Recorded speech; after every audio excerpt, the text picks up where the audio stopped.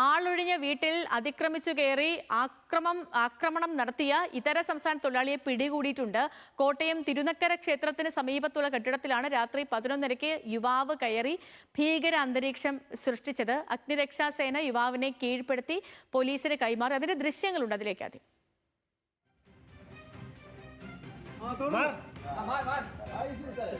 मार उसको, ज्यादा मार, तोड़ दो उसको, ज्यादा तोड़ उसको, तोड़ ये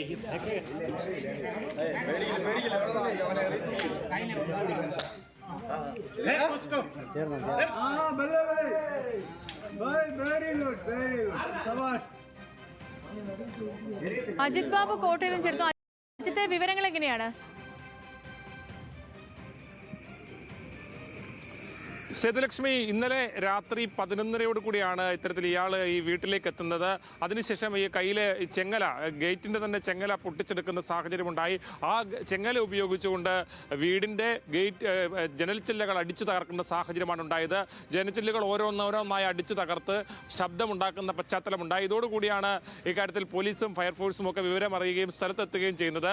പിന്നീട് 2 മണിക്കൂർ ഈ വീടിനുള്ളിൽ വീടിന്റെ പരിസരത്ത് ഭീകരാന്തരീക്ഷം സൃഷ്ടിക്കുന്ന സാഹചര്യമാണ് ഉണ്ടായത്. ഇത്തരത്തിൽ ഫയർഫോഴ്സ് ഉൾപ്പെടെ എത്തിയതോടുകൂടി വീടിന്റെ മുകളിലേക്ക് കയറി അവിടെ മുകളിൽ കൂടി അപകടകരമായ രീതിയിൽ നടക്കുകയും ഒച്ചം വെക്കുകയും അതോടൊപ്പം തന്നെ ഈ കയ്യിലുണ്ടായിരുന്ന ചെങ്ങല ഭിത്തിയിൽ അടിച്ച് ഒച്ച ഉണ്ടാക്കുകയും ഉൾപ്പെടെയുള്ള കാര്യങ്ങൾ ചെയ്തു. നിരന്തരം ശ്രമിച്ചു ഇയാളെ താഴെ ഇറക്കാനുള്ള ശ്രമങ്ങളൊന്നും നടത്തിയിട്ടും അതിനൊന്നും ഇത്തരത്തിൽ നടക്കുന്ന സാഹചര്യം ഉണ്ടായിരുന്നില്ല. പിന്നീട് 1:30യോടുകൂടി 2 മണിക്കൂറിന് ശേഷമാണ് ഫയർഫോഴ്സ് ഇയാളെ വല ഉപയോഗിച്ച് പിടികൂടുന്നത്. ആ ദൃശ്യങ്ങൾ ഉൾപ്പെടെ സൂചിപ്പിക്കുന്നുണ്ട് എത്രമാത്രം പരിശ്രമം അവർ നടന്നു എന്നുള്ളത്. അതിനുശേഷം പോലീസിന് കൈമാറി. ഈസ്റ്റ് പോലീസ് ഇയാളെ മെഡിക്കൽ കോളേജിൽ എത്തിച്ച് ഇയാളുടെ ഇപ്പോൾ ഏത് സ്വദേശിയാണെന്ന് ഉൾപ്പെടെയുള്ള കാര്യങ്ങൾ മനസ്സിലായിട്ടില്ല. ഇതര സംസ്ഥാന തൊഴിലാളിയാണ്. അതിൽ ഏത് സംസ്ഥാനത്ത് നിന്നാണെന്ന് ഉൾപ്പെടെയുള്ള കാര്യങ്ങൾ സ്ഥിരീകരിക്കേണ്ടതുണ്ട്. വിശദമായ അന്വേഷണം നടത്തേണ്ടതുണ്ട്. അതോടൊപ്പം തന്നെ ഈ മാനസിക അസ്വാസ്ഥ്യമുണ്ടോ എന്നുൾപ്പെടെയുള്ള കാര്യങ്ങൾ കൂടി പരിശോധിക്കേണ്ടതുണ്ട്. ഏതായാലും മെഡിക്കൽ കോളേജിൽ എത്തിച്ച് തുടർ പരിശോധനകൾക്ക് ശേഷം പോലീസ് ഇക്കാര്യത്തിൽ വിശദമായ അന്വേഷണം നടത്തും. എന്താണ് ഈ സംഭവത്തിന്റെ അക്രമത്തിന്റെ പിന്നിലെ പശ്ചാത്തലം എന്നുൾപ്പെടെ കാര്യങ്ങൾ കൂടി പരിശോധിക്കും. ശരി അജിത്ത്, ശരി.